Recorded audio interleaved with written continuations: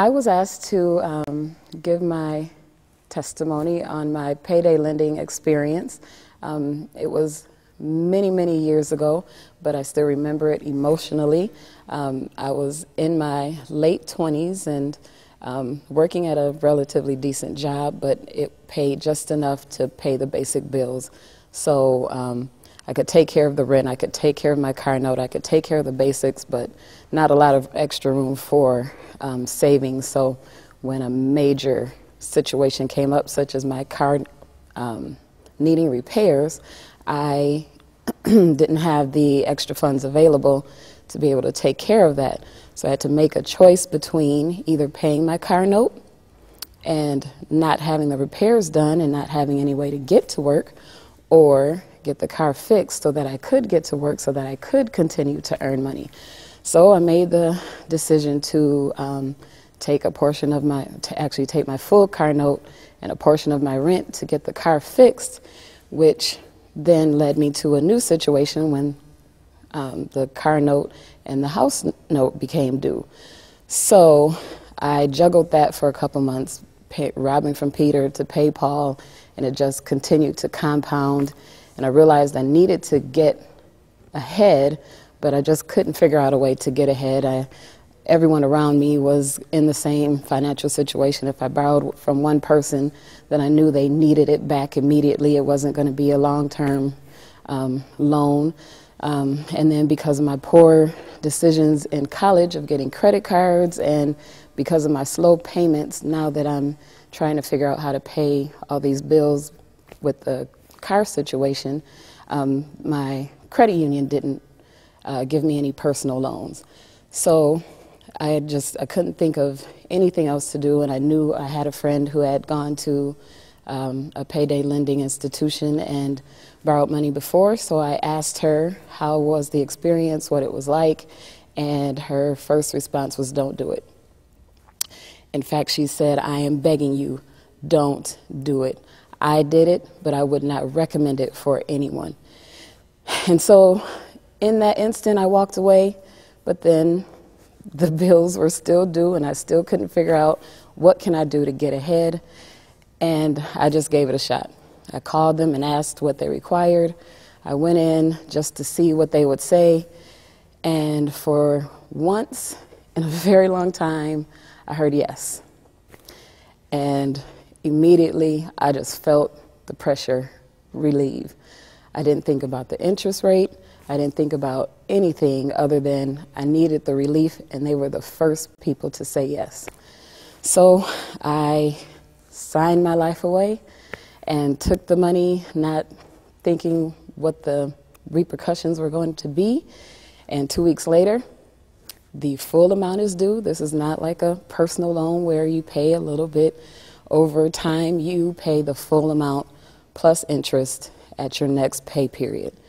And of course, if you're living check to check on a small budget, you don't have hundreds of dollars to just pay over. So I found myself having to redo the loan all over again. And that put me in a situation over a long stretch of time of re-borrowing my money over and over with compounding interest every single time. And I couldn't figure out how to get out of it, because every 2 weeks the full amount is due and I didn't have extra, so I would have to loan them, get the money again. That went on for quite a while until tax return time came, and I paid my way out of it.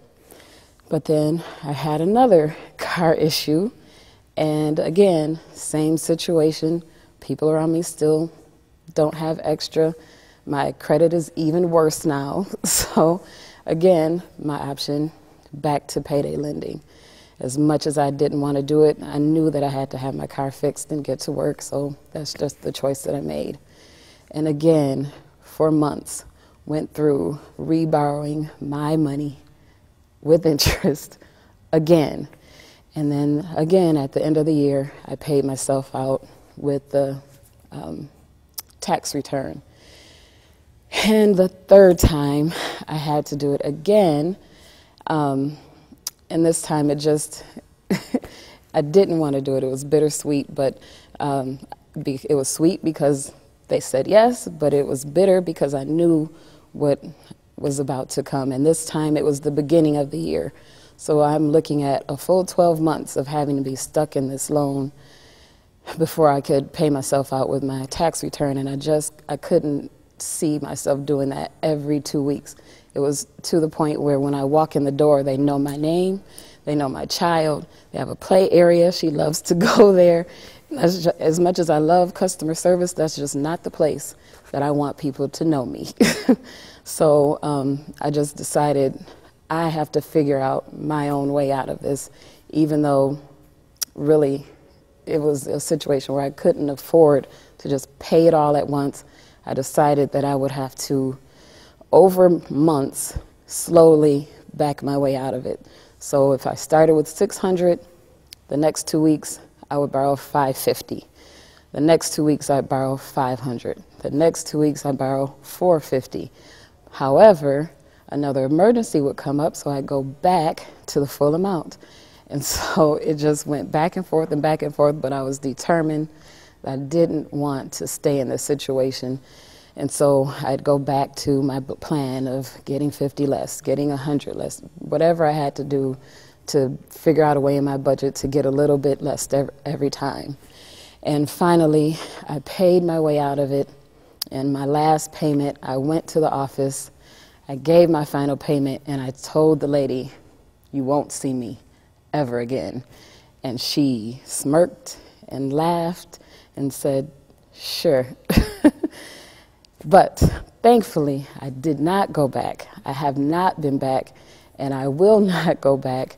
And just my recommendation for people who are in that situation is to find any way to cut back on your budget, to figure out a way, because it's just not advantageous at all because of the compounding interest and the nonstop going back again and again. It puts you in a situation of no win, just a spiral of financial calamity. So I wouldn't recommend it. However, for an institution that would be started to help those individuals, I definitely recommend something that would take into consideration a person's situation and not have such a high interest rate, and to allow a person to pay that down slowly and to not get themselves in a situation where they're never going to win. And hopefully it would help someone not make the same mistakes that I made. Everyone who has a bad credit situation is not a bad person. So I don't know if there's a way to take into consideration the nature of the person and their situation and the choices that they're trying to make to stay ahead. But those are just the recommendations that I would have.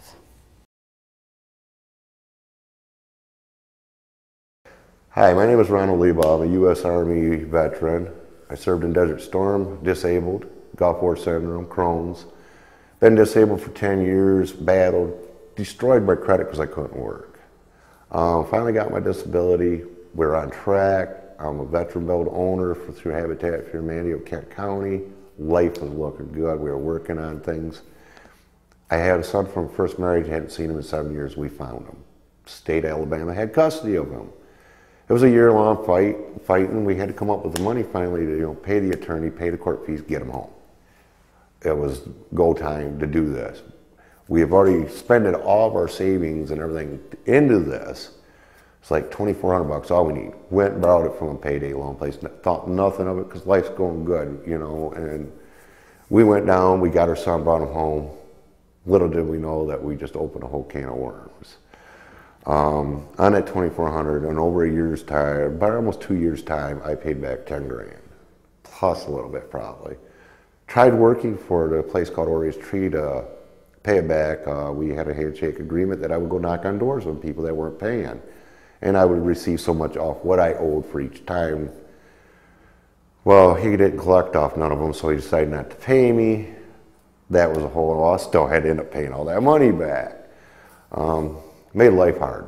Made life really, really, really hard. Christmas, Instead of our kids having 4 to 5 gifts, clothing, 4 to 5 gifts, toys, it was a couple toys in the outfit. Didn't have all the extra pies and stuff at Thanksgiving. Skipped Halloween. We went and bought a bag of candy from Family Dollar, said, here you kids go. Sorry, but this is the way we got to do it this year. They had to bring your brother home. Me and my wife usually try to do a date night every weekend, and we had to cut that out for 6 months. We went from having cable TV, 280 stations, to watching antenna TV once again. Gave up all the extras in life to be able to make it work, and we're still struggling. I mean, we're starting to come out of this. I took these loans out 2 years ago, a week ago it would be now, and I'm still just financially starting to recover from them. There's got to be a better way to do this. I mean, there is people like me that have bad credit.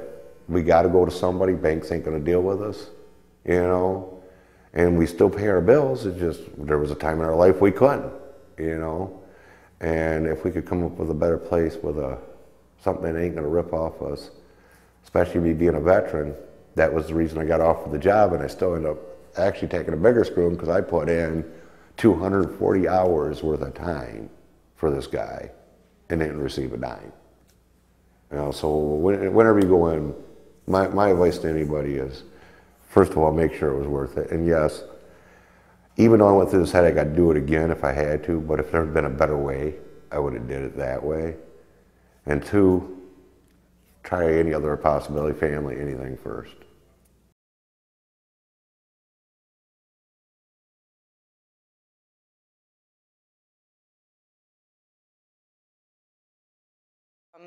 I had no experience in the payday lending. I really didn't have, I mean, I had a general idea of what it was. I mean, I knew you could go there, get a loan. I didn't know the real workings of it, so to speak. But I got the job and I went into a training period, and in the training, of course, the company made it sound like it was this wonderful service they were doing for the community, and we're here, we're helping these people. They're getting, you know, when they get into a tough situation, you know, they can come to us and we're going to help them. And then they would talk about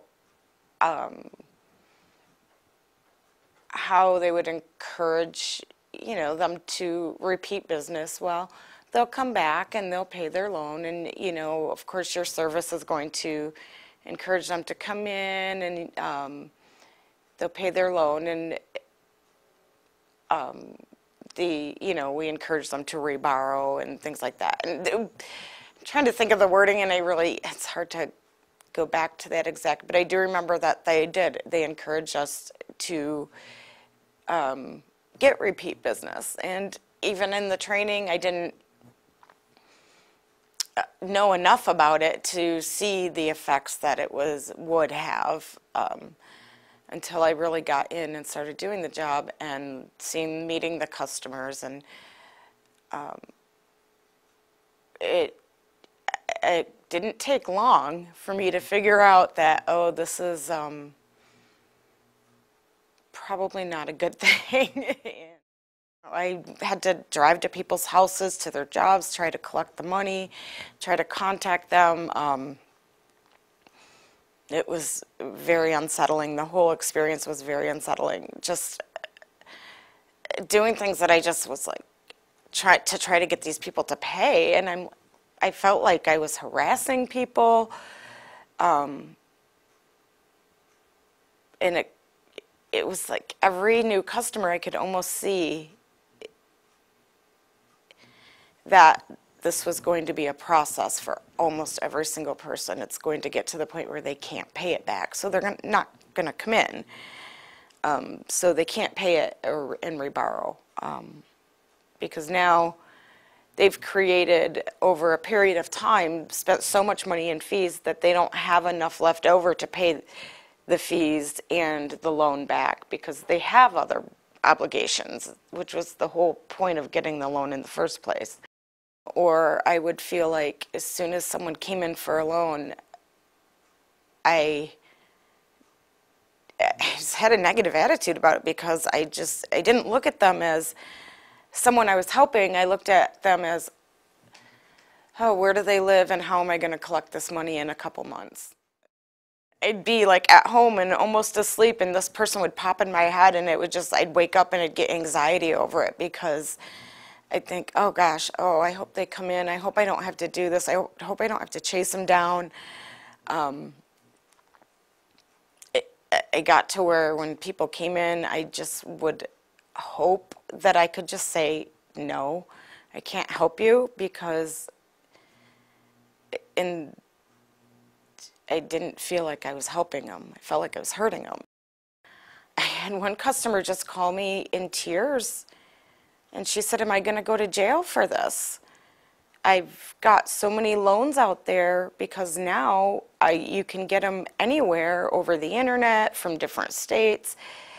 And she said, I have gotten myself in so deep, my account's thousands of dollars overdrawn. I didn't think I was doing anything illegal. I was just trying to basically dig myself out, and each time I got deeper, and she's like, I'm afraid I'm going to go to jail. It was really hard.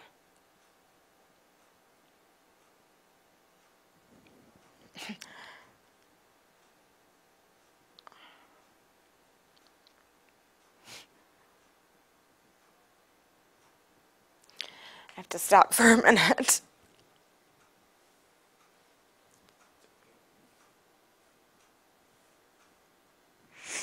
I don't know why I'm like, it just hurts to see this and feel powerless to help people.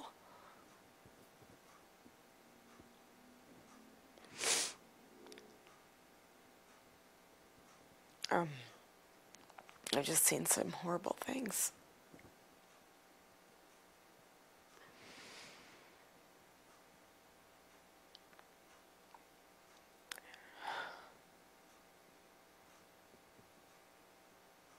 Wow.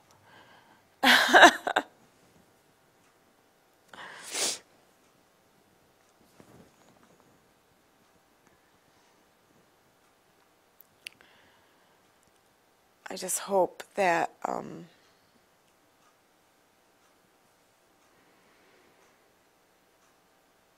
just hope that all the efforts being made here will get the word out, will help people. Because these places aren't helping people. They're not.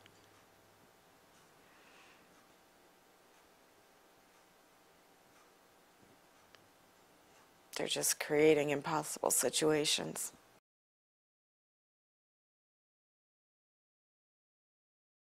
As I think back over my history, I think back to when I served as the manager of a local bank branch in Flint, Michigan, my hometown. And as such, I got to see the highs and lows of how people handle their funds. So there were people who obviously got paid every Friday or every 2 weeks, and they paid their bills, they handled their business as they should, and life was satisfactory. For others, they struggled. There's a particular family I can think of who literally spent $1,200 to $1,500 per year in overdraft fees. And I just remember talking to that family and saying, please let me help you figure out how to balance your checkbook. And to my great chagrin, they denied that offer. But that still resonates, that still reverberates in my heart today as I think about my passion for helping people who are struggling in handling their finances. And this was a family who worked hard. They had 9 children. They had a great paying General Motors job and got good paychecks.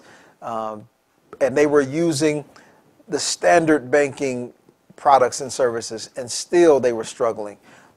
But then, fast forward to a few years ago, in working with our Financial Peace University class using Dave Ramsey's curriculum, I learned about payday lending, and this is a predatory lending service. This is a predatory lending industry And there are people who are outside of the normal banking realm that are using these services and are being hurt in much more severe ways than even overdraft fees through our standard banks. And so God has had me on a trajectory of working within the banking industry. Then when I came here to Grand Rapids, being introduced to Financial Peace University, and I've had the blessed privilege of leading about 100 different households through that financial literacy, that stewardship class. And I've seen how people have changed their lives, changed their perspective on money, changed how they relate with one another in terms of money, changed how they handle emergencies, from pulling out their credit cards to now having an emergency fund of their own. And so I've been excited to work on that end of it, working with the consumers, working on the education side. But now I just feel God has been pushing me beyond those realms and actually working on the justice side, the economic justice side of financial freedom. And so I'm impassioned. I am inspired now to continue the work that we've started with Micah Center to address the payday loan industry. In my role as a pastor, one of the things that I've frequently thought about is, how can I, as a shepherd, sit idly by and watch God's people go to the wolves in order to get their needs met? And so I believe that God is calling us to respond, to get the wolves out of the sheep pen.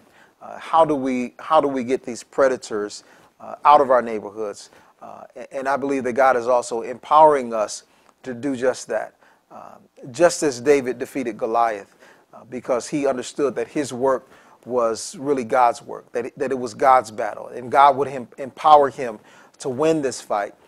I believe that the same God is living within us today, and we too can defeat this Goliath of a predator called payday lending industry. And so we really need everyone to come together. This is not just the job of one David, but this is the job of this community, to gather together all of our resources, to put Goliath aflight, and to get him out of this community and meet the needs of the sheep in a way that honors the Good Shepherd. We've got to respond by meeting these needs with respect, with dignity, and really empowering people to live a life of financial freedom.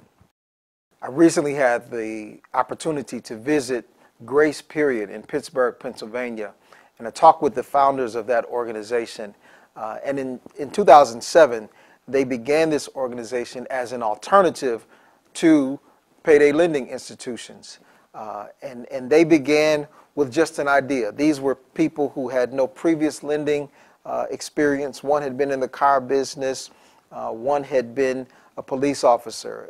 But they had a burning passion to respond to this predatory institution.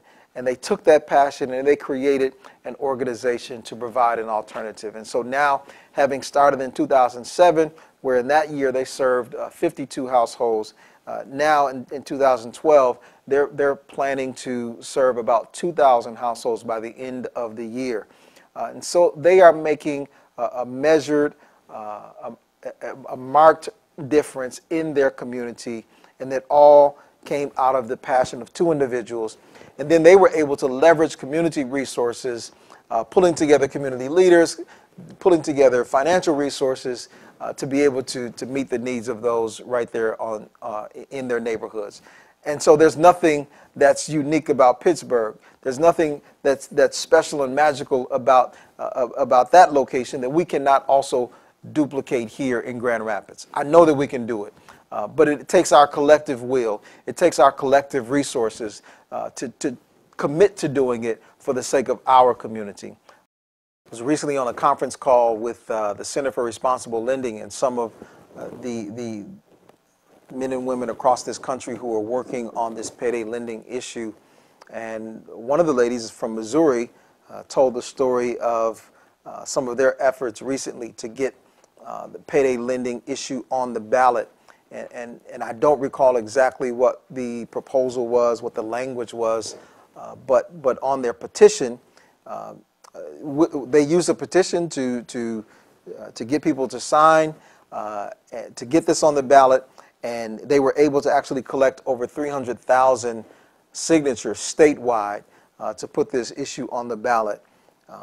Well, whether they expected it or not, they were able to wake up the giant. And so the payday lending industry, the payday loan companies there in Missouri, they presented a counterattack. And they, from what she was telling us, they did things like actually stealing the petition sheets out of the volunteers' cars. They also challenged the validity of the signatures. And in Missouri, for their volunteers and for their organization to confirm that the signatures were valid, they would have had to show the physical voter registration card of each of those signatures that were challenged. And so obviously the payday lending institution and their legal team were very strategic, because they knew that that would be too many steps to take, too many hoops through which they would need to jump in order to respond to that challenge. And so effectively they were able to defeat that drive, and the ballot, the issue never made it to the ballot. And so we are up against a Goliath-like giant. We are up against a giant that has financial and legal resources, and they will fight. But we also understand that the battle is not ours, it's the Lord's. And if it is His, then through Him, we also know that we will have the victory. Sometimes our neighbors, our congregants, our relatives, they go to these payday lending stores because, quite frankly, they feel like they have no other choice. But in fact, as a community, we do have choices. We can choose to allow our friends, our neighbors, our children, our mothers to continue to visit these stores and pay these ridiculous rates of interest. We can continue to allow them to be shackled by these 400% interest rates. We can continue to allow them to stay on this cycle of indebtedness and servitude to these greedy lenders. Or we can make another choice. We can choose to provide a responsible alternative, an alternative that respects the person who is in need, an alternative that in fact empowers them.